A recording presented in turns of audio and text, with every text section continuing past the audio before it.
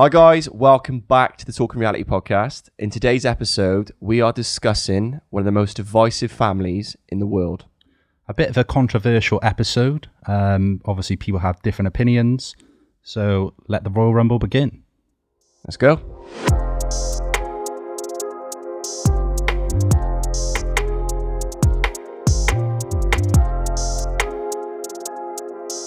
So, what we're looking to discuss today is why the royal family generates such divisive perspectives within the British public and a wider audience. So we've come up with 5 questions that we're going to look at individually. So the first one is, taking everything into consideration, does the monarchy have a positive or negative impact on the British public? I think it depends on how you grew up with it and whether you got on board with it. I think the older generation, a lot of them still seem to embrace the royals. But this new generation of youngsters coming up tend to not really care. I don't think they're going to be the guys decorating their houses with the Union Jack, for example. I feel like that's I think of the older generation. It's definitely it definitely comes across that it's the older generation that are throwing street parties and really that obsessive sort of like perspective towards them. I think financially, I mean, the evidence, whatever, I've gone and looked at numerous articles and, research in terms of how much money the royals create for the country. And it all seems to point towards they make more money than it costs to have them there, essentially. But the actual calculations, they vary, so it's difficult to actually come up with a specific sum, but the consensus does seem to be that they are more positive than negative in that sense. Well, that's economically, isn't it? With the tourism, and obviously a lot of international visitors come to the palace every year, etc., Windsor as well. But as like an influence, I think it's eroding. There seems to be less and less interest in the royals. I think like the peak time was sort of Diana days, wasn't it, when she was alive? I think she was kind of like the vessel between the commoner, people's princess, man. Yeah, the vessel between the commoner and the monarchy. Something that like she could get into people's heads and touch people that, say Charles wouldn't be able to. He wouldn't be able to communicate because she seemed way more sort of familiar and normal to us as the public, compared to like Charles, who's very regal, speaks in a certain way and just quite alien to your average Joe. Absolutely, man. I would agree with that. I think that if she'd been around for longer, I think the younger generation might be more in tune with the monarchy. I think that there's one of the big problems is the dividing class, and you think that if you come from the upper class, huge proportions of the people in the upper class would have gone to school with people with royals. Harry and William both went to Eton College, didn't they? So all the people in government a lot of them would have gone to school with these royals, and so if you're in the lower class, I think there's so many things that you just can't relate to when you look at the royals. But it's like there's this sort of sense of like people look at the royals as like this fairy tale, this Disney type idea, but actually when you dig deep into what the royals are, there's infidelities, there's all sorts of scandals, that's even with the Queen. They got a sinister history, big time, man. And it seems that the public tend to overlook things, and I think that's a good point about the class. Everyone wants to be part of this elite class, and they are like symbolic. They are the sort of champion for that. This is the elite. This is the highest you can get to in terms of the class system, and they are the ruling class. So I think it sort of draws in like a lot of middle class people who aspire to be like that, and they feel part of it, and that's why a lot of them do go to the extreme of waiting outside royal hospitals hours on end for a baby that they may or may not see. But you have to question the real motive behind that. Like, you could be spending time with your own children, but you choose to wait outside one of the royal hospitals, and you want to meet people, you want to be part of something that you're probably never going to be involved in directly. Yeah, absolutely, man. I think you're absolutely spot on. I think It's bizarre, the man. relationship that some people have with the royals is like, you're so obsessed with someone you're never ever going to meet. And I get that, like, people have that with celebrities, but often that's like, for example, like, you're obsessed with MJ and Michael Jordan, but you're never going to meet Michael Jordan. But the reason you're obsessed with him is because you share a love for basketball. Well, there's a common ground. Yeah, but what common ground do you have with the royals? None. There's none apart from. I honestly think it's just so bizarre, man. Like, you're obsessing over people that you're never going to meet. You're never going to have a direct conversation with. Unless you achieve something significant. And well, yeah, but even that, I think, like, people who get knighted by the Queen, it's just that day and then it's over. Do you know what I mean? It's not like she's not going to be dropping in your DMs, is she, after, and be like, that's good, wasn't it? I got that sword out. Yeah. It's good, that, wasn't it? Yeah, Like, it's just not going to happen, man. No, that's not going to happen, man. No, I think you're right, and I think, on the balance, come back to the question: do they have a more positive or negative impact? I think, based on your position in society, you know, if you're in that elite class, probably you'd argue they have more of a positive impact. I think you would. I think that the divide between them and the people at the very bottom is so significant. I think that, you know, you look at the Jubilee, which has obviously just happened the last couple of days, and the amount of money spent on it.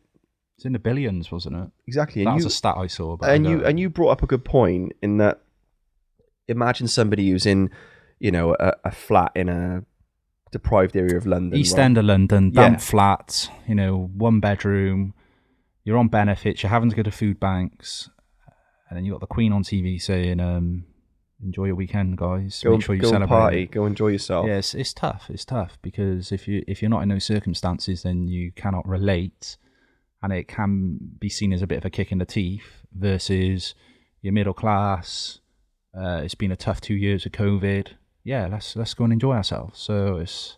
And I think you've seen that, and you know, I've seen very different perspectives in my social media feeds. Some people they absolutely adore and love the royals. Oh yeah. And some people, you know, all I can see is people sharing that Prince Andrew is a nonce song. Do you know what I mean? Which is, it's getting in the charts, isn't it? I think it was in the top 20, man. Trending. It's going up. Yeah. Which is obviously, we'll come on to Prince Andrew and all the things he's got up to. Yeah. But I think, you know, in order to answer that question, it really matters where you are in society. For me, have they ever had a positive impact on my life directly? Well, I would say, look, there are some positives. Like, Yeah, for for example, you look at the Duke of Edinburgh. On an economic level. Yeah, but if you look at like the Duke of Edinburgh Awards, that's a good point. That system he set up does help young people massively, underprivileged kids, kids that were not sort of forecasted to get GCSEs. It allowed them to get a solid one because it was more like practical work. Absolutely, took them out of the classroom, and it's just a different form of learning. So there are some positives that they have brought, and you know, they do lots of charity, and they've achieved phenomenal things in some of them in their lives. Yeah. And you know, a lot of them served in the military, so they you know, I'm not saying they're all bad people. No. But you know, we're looking at this from every end of the spectrum, really, and I think that it's on the balance of probability.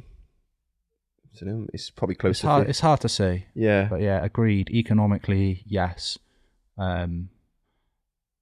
Outside of that, it's a bit difficult. There's a lot of trauma and scandal that's happened, which we're going to go into. Sure. Next question: how does the monarchy's future look when the Queen passes? Well, it's looking pretty bleak, isn't it? As I said, a lot of the older generation of the supporters, they're the people decorating the houses a lot of the time, and that support has, I think, significantly dropped. It's hard to keep it going when the sort of characters that people were drawn to, like Diana, have been cut out with a big scandal. Many people still believe that Charles was behind her death. And then There's a lot of conspiracy theorists about that, and man. then second to Diana, people love the Queen. Outside of that, I think a lot of people. I think people are very keen on William and Harry. Well, William more and so Harry, William of course. now. You know, the public consensus. Anyway. Yeah, and Harry, of course, but again, there's more drama with that situation as well. Man. So it depends on like who you are and how you perceive things. But I can't see it. They got to do something if they want to keep it going, because this in the tech era that we're in, and information's available to everyone. More and more of these like stories unfold where there's like scandals and there's been deceit and there's been some pretty bad things that the monarchy's been built on, like colonialism, and it's you know, it's open there for everyone to read now. And you know, whereas like in the past when you didn't have access to the internet, you only know as much as like your education institution tells you, and of course it's going to be a bias to the monarchy. You make two very good points there. So education, I think there's a lot of programming, isn't there, within education? Socializing people from a young age. Exactly, with the royals. I mean, I can remember anything that was based around the royals in school. They just hammer it at you, man. They do. They ram it down your throat, literally. And there's a lot of like power plays here, because they integrate it with the military and they integrate it with religion, and they're two huge things that combined hold people together. Exactly. With communities, and it's all linked back to the monarchy, right? So it's like if you can't say a bad word about any of them because they're all strung together as one. Well, yeah, and that's a difficult thing. You know, if people sit there and you're saying anything bad about the monarchy, then you're slating the military, or you're slating religion, because they are also closely connected. Exactly. Like, so I think you make a good point. The other thing is technology, man. Like, a lot of it now, you think about that Prince Andrew is a nonce song, which is blasted everywhere now. Yeah. The amount of people I've seen sharing it on Instagram. Like, that would not have happened pre-social media. No. And I think that they were very protected in that sense. Exactly. Social media has been very negative for the royals, I think. Very negative. Well, they've been exposed a lot, man. Exactly. Whereas before it was much easier to brush stuff under the carpet. Now everyone's got a lens on that, and it's much harder to, you know, keep a narrative out of the public's attention. And we see that all the time. Like you said, with like Andrew, that's been hammered, hasn't it? Absolutely hammered. Man, yeah. I think that's been probably in our lifetime, that's been the worst scandal. But the amount of infidelities that you've seen, these are huge damages to the royals and their future. Yeah, because they're losing credibility, like yearly. It seems there's always something. I think they're dreading like when the Queen passes. Well, yeah, like man. you look at like Harry and Meghan's situation, how, you know, the racism within the institution has come out and it's been spilled out, and then you had, you know, the Prince Andrew story as well. Scandal. These are all dents, and those dents like collect, and eventually it will be their demise. Yeah, and I don't think there's any way of getting around that. In my opinion, they're obsolete. It's something that should have be left behind like medieval times. I don't think their structure fits in a modern world, like their infrastructure. I think it's eroded and it's been exposed, and I think over time, when the Queen passes away, I do really think that, you know, that's the starting point. Right, so I think the Queen, in fairness, has carried herself with incredible grace, Mm-hmm. you know, in her time as Queen. I think because she set the bar so high, yeah, that's probably why you look at Charles and you see all the issues, obviously, with him and Diana. People aren't very keen on Camilla. She was always the other woman. And, you know, you look at what's next and people are like, there's worry within the British public about, you know, definitely for the royalists, there's got to be some worry. It's kind of like losing Alex Ferguson and thinking, man, look what they've achieved. And then seeing someone else come in It's a difficult one, isn't it? You are right, man. That is pretty much what it's about. Yeah. But just going back to that point, just to play devil's advocate, yes, she's been reigning for many years, and she's done a great job of that for a woman of her age. However, there will be people that will say, and you'll see this on like Facebook feeds, Twitter, etc., well, anyone could have done that because you're flying around the world, you're staying in like 10-star hotels, you've got waiters 10-star hotels? for you. They do that in Dubai. Oh, do they? Yeah. Okay. See, you didn't know that. You know why? She didn't, man. Because we're commoners. That's why you didn't know. But the Queen would be aware of that. We are commoners, especially you. Yeah, so some people would say, well, it's kind of like everything's catered for you. So you're just kind of showing up. So is it really as impressive as it sounds on paper? There will be people who would question that. What I really respect about the Queen is that when you see her with a head of state, with a VIP, she carries herself in such a way that you look and you think she's very graceful and humble, and she just looks like confident. Do you know what I mean? And I saw one, I was watching a documentary earlier, and she's speaking with Barack Obama, you know, whilst he's president of the United States, and you look at her and you think, like, that's someone you feel comfortable with her representing your country. And I don't think that anybody can go and do that. The idea that anybody can go and do that just if you've got loads of staff is ludicrous. You know, you see that with like Boris Johnson. Do you know what I mean? He's got loads of staff, but he's an idiot. Yeah, she carries herself with a lot of grace, and you cannot manufacture that. You cannot teach that. I would agree with you. And she's got an ability to speak to anyone.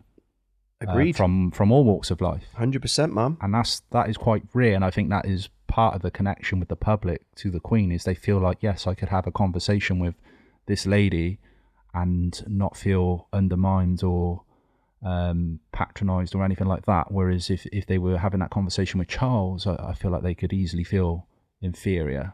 I agree. Yeah, I agree. Comes with that energy. Whereas I think the Queen's like everyone's grandmother, isn't she? That's what you always hear, man, isn't it? Warm energy. And there's very few people that can be like that with that sort of status. Pull it off like she does. Head of state, yeah. Yeah, I think she's, I think she pulls it off well, in her defence. I think there's a lot of negatives about the royals, but, she's their Alex Ferguson, man. She is. She smooths a lot of things over. Yeah. Big time. Moving on to the next question. Do you think members of the royal family should be held to the same accountability as the average man and woman? Absolutely, yeah. But they're not. Of course they're not. Like, it's this weird hierarchy and this weird thing where certain people get away with things. Because of status and power, and you see that in celebrities or people that have had some kind of equivalent level of fame. It's rife, isn't it? They get away with it. Jimmy Savile was a huge one who got away with stuff. It's only now that these people are being brought accountable and brought to court. But I feel like that's probably because of a shift in mindset and social media being able to expose these people on a level where you just cannot deny it. The evidence is overwhelming. Right, so let's take, for example, Virginia, the girl who exposed Prince Andrew. Yeah. Without social media, like, the majority of the world wouldn't know that story. They wouldn't know who she is. There would not be that exposure on that. And I think in that sense, that's a good thing that he's been, in some way, social media is holding him accountable, but I don't think he's been held accountable in a legal sense.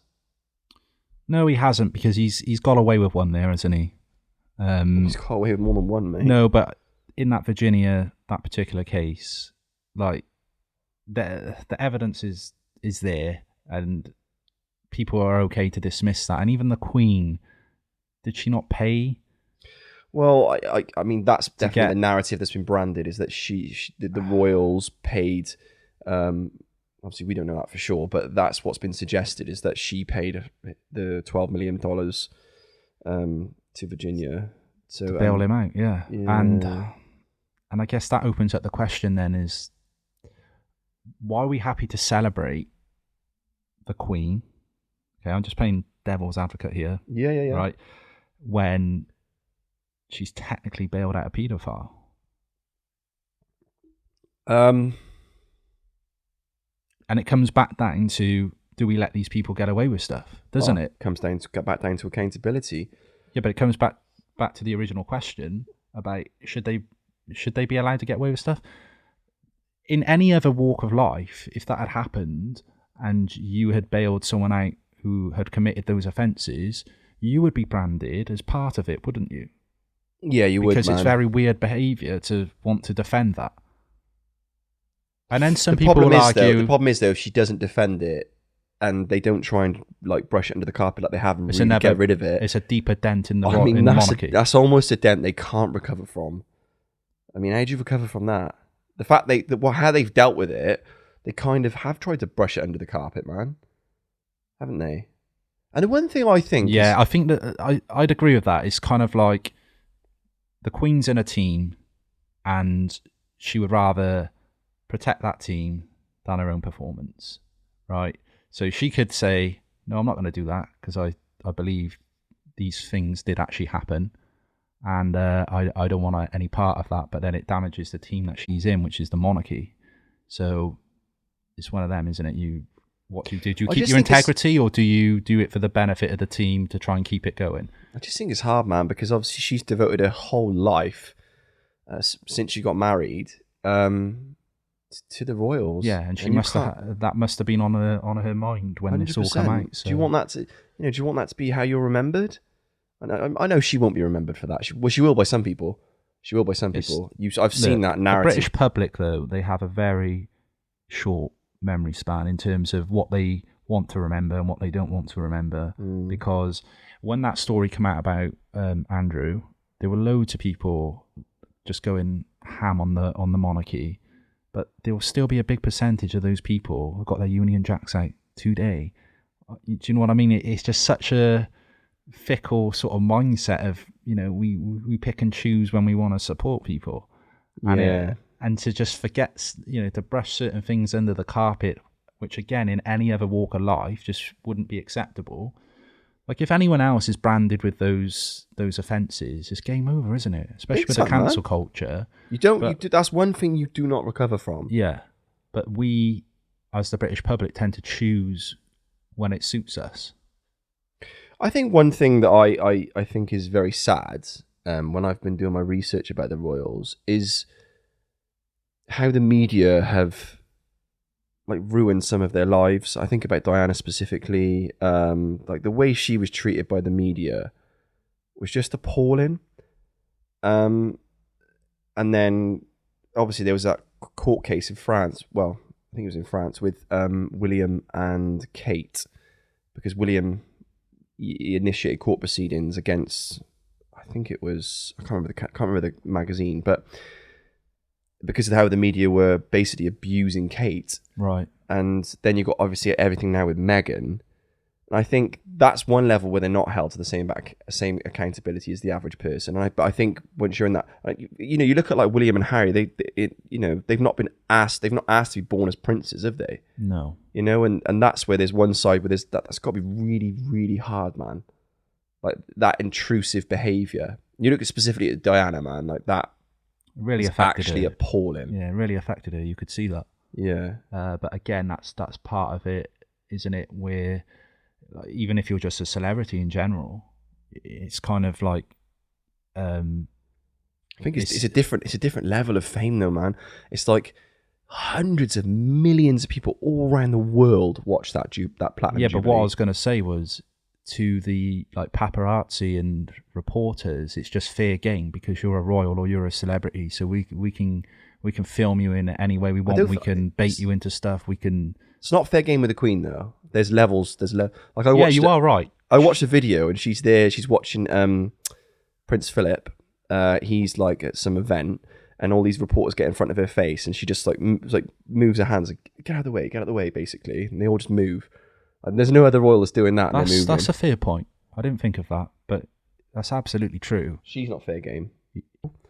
So that brings me to the next question. Yeah. So has the way Andrew has been treated in comparison to the way Harry has been treated, an example of a wider problem within society. And I think specifically in the sense of racism with Meghan. Oh, absolutely, man. Absolutely. You look at the things that the crimes that Andrew has committed are just some of the worst things you can do and damage him for your profile. Yet he's got off with one, hasn't he? And I know I said that earlier, and you said it is a big one. It's a massive one. But the people that are royalists are okay with it, and this is a problem with this country. We are fickle-minded, and we pick and choose which parts we want to remember and which parts suit our narrative, because we've decided that we are royalists and we love the royal family, versus something serious like what happened with Meghan and Harry and the racism claim, which turned out to be true. And they're not going for Andrew with the same energy that they were attacking Meghan Markle. You've got to question that, man. Totally agree with you, man. I think that's a reflection on our society right now. Big time. And I think you look at it, you look at the way the media has covered the Andrew story and the way they've covered Harry and Meghan, and they are far more aggressive in their stance towards Harry and Meghan, in my opinion, from what I've seen. Yes, because that dictates public opinion, doesn't it? It dictates because man. People are so. What do we always talk about? We talk about what we see in the news. We talk about the articles we see on Facebook and Instagram. And some people are, I'm not trying to slate anybody, but some people are very ignorant. They'll kind of read one story and think that's the narrative. It's impossible that there's any other solution to this problem that we're looking at, right?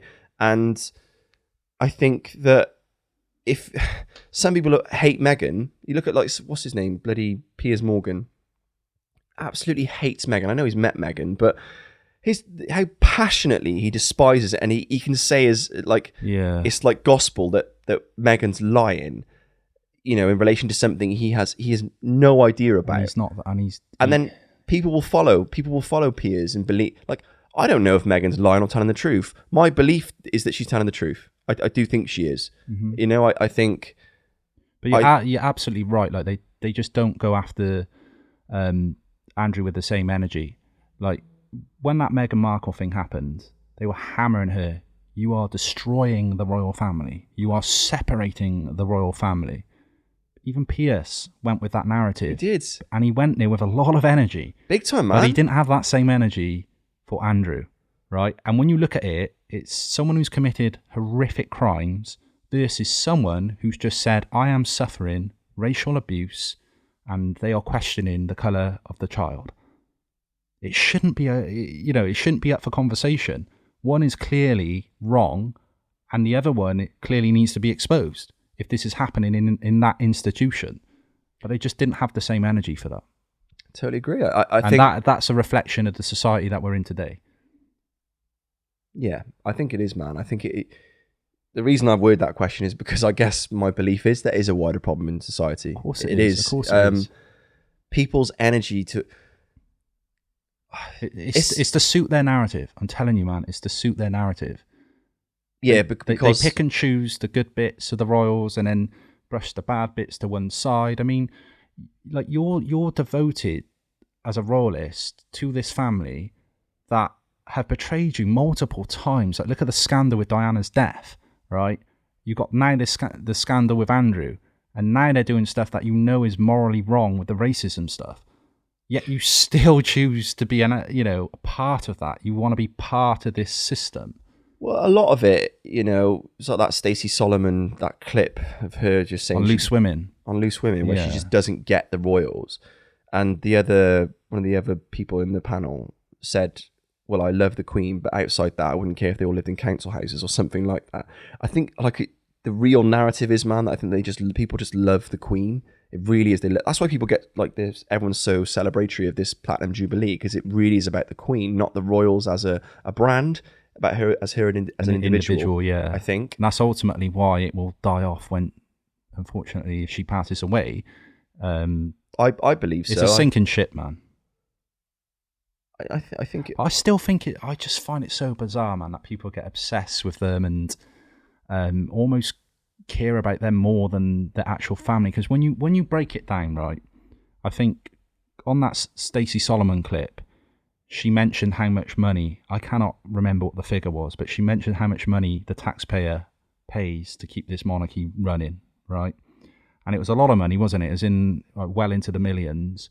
And you think, like, who else would you give your money to? Like, it just doesn't make sense. You'll have a homeless person asking you for like some money on the street, and you'll just people will just walk past them, right? But you're happy to pay your tax to keep this monarchy, right? To keep these people living in palaces all around the world. You'll never ever speak to them. They'll never drop in your DMs, right? If you're lucky, you might get knighted, but very, very few people do. Yet you're happy to give a chunk of your salary to this random family. It doesn't make sense. It does not make sense. And you can't, when you ask these people, why do you love the Queen? They don't really have a proper answer. They just go with what the media says. Outside what I've kind of said about, you know, the way she carries herself with grace, and she's very humble, and she's a likable person. She's no a very doubt about likable that. person. But when you break it down, like if I said to you, right, you've got to give some money now to some random guy in Southend and his family, you'd be like, no, why would I do that when I could use that money for myself to develop myself? It's just weird. It's just bizarre. But no one really questions it. So you want to eradicate the monarchy, don't you? No, we're not going to go Russia on this, but I think I just find it bizarre that people get infatuated with a family that they're never going to meet, right? And I find it more bizarre as well when you have some of the countries like in the Commonwealth that really support them as well. Because when you look at like the colonial past, their lands were taken at not at their like free will, was it? They weren't welcomed, were they? No, they weren't welcome. They just took it because they could, right? British Empire, yeah. But even some of those people are kind of being brainwashed to get on board with this monarchy. Because, you know, when they go on state visits, I know it's changing now. Like you had Barbados reclaim their independence, didn't they? But when they do the Commonwealth sort of tour, there's still lots of people coming out to see them, isn't there? I just find it bizarre. Very, very bizarre. I agree. Especially look at like, it's quite a sinister past. I would agree, man. And speaking of being sinister, I that kind of brings me to the last question. Has the royal family recovered the trauma of Princess Diana? And if not, is it ever possible to overcome that trauma? I don't think it's possible to overcome it. I honestly think as generations come and go, the monarchy's positions being eroded slowly, and I think that's a dark cloud that will never go away. There will always be Netflix documentaries that just keep running this story and running this narrative on the sort of dark side of the royal family. And just another point with that is also who she was dating at the time. Yeah, exactly, man. Obviously, Muhammad al-Fayed's son, Dodi al-Fayed. And obviously, he was a Muslim. And, you know, there's been a lot of analysis and, you know, the idea that may have diluted, you know, the bloodline. And, you know, a lot of people have suggested that was a potential factor of why the royals would not have wanted that situation to continue. Yeah. I just think it's very... I don't know, don't know if they orchestrated an assassination though, man. I don't know if I really fundamentally believe that. I think there's too many things that were at risk for the royals, which would have embarrassed them and sort of gone against their system and their values. Like, he was also a Muslim, wasn't he? And obviously they're Christian. There's just so many of these factors that they wouldn't have wanted that. They're very specific, and I know David Icke is a bit of an eccentric character. Are you an Iconite? I am an Iconite. I don't believe all his stuff, but some of the points he makes are very valid. What, the royal family of lizards? No, not that one. Okay, fair enough. But the fact of, you know, this idea of diluting the bloodline, and that they feel like they are superior to everyone else, but it's more about their scope on like reality is bigger, so they can see that this wouldn't work in their favor. And then he's also linked that with when the Meghan Markle thing came out about having a child of mixed race. He said, that's another example. They don't really want that because they don't want to dilute the royal blood. They just like marrying their cousins. They're into that as well. The Queen is their third cousins. Yeah. They're into that, man. Who else? Victoria, Prince Albert, cousins. They love it. They love I it. honestly didn't know Keep that. it in the family. Yeah. Well, Keep the bloodline strong. I mean, if you want royal blood, that's one way to do it, I suppose. In relation to Diana, I think you're right. I don't think they ever really truly overcome it, because she was truly loved by people, wasn't she? And the aftermath, I don't think the Queen held herself, and that's one thing. When you look back at her, her tenure as Queen, that's one thing that people, it's kind of like a blip where people were like, she didn't necessarily come across as empathetic. Well, this is it, man. There's been a few times where the Queen's been caught out of character of how we perceive her. But she is a human being, man. I know she's a human being. And this is somebody who's broke up with her son, and, there was infidelity on both sides. Is she playing a character and the mask has slipped off a couple of times? Or, on the other hand... Big statement to throw out, of man. course, but you got to think about these things. you make a fair point. Yeah, or is she the loving grandmother that we all love her to be? Exactly. If we're living in Disneyland, then she's the loving grandmother. But we don't live in Disneyland. I don't think you can be naive in this world that we're in now, in the tech era, with information at our disposal. Right, you just cannot walk through life naive and not question anything. And I think this is one of the things that people are starting to question with the new generation coming through. And like I said, some of the things that weld the royals together, one is religion, that's eroding as well, right? And the military, there is still that big connection with the military, which probably is the foundation holding it together because they're so integrated. It's hard not to feel a sense of pride when you look at, pretty much all the royals have served in the military, haven't they? Like the ones who are still alive today. Yeah. And it's hard not to look at them and feel, you look at them and think, wow, like that's amazing. It commands respect, of course it does. Man. And that our flag represents a lot of things. There's a lot of great things that have come out of this country, but there's also a lot of sinister things that we don't, that we like to brush under the carpet. And you're right, and that's why we're having this conversation, this podcast episode, because if you solely look at all the good things about the royals, then it's easy just to, forget the fact of what happened with Diana, forget the fact of Prince Andrew, forget all the scandals that have happened. And, I think they divide people because they're human beings. Mm-hmm.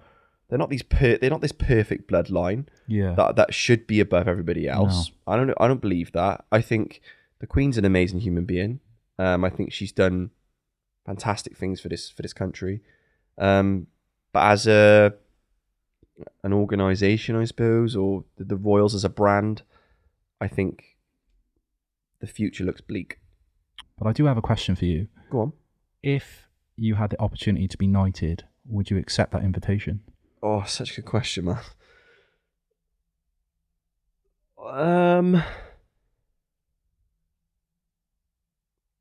If the Queen was still alive, yes. Interesting. Under the current system, yes. How about you? I don't think I would. Why? It's a bit symbolic, like getting on a knee and being knighted by something I just truly don't believe in. But shout out to Liz, she's a lovely lady. I mean,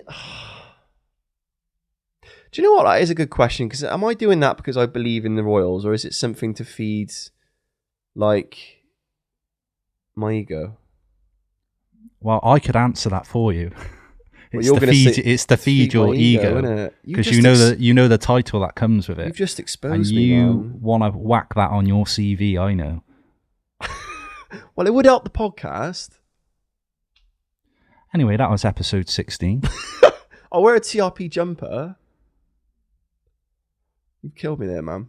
Nah, to be fair, I said I probably would if the Queen was still with us, but post that, I think she's a glue holding everything together.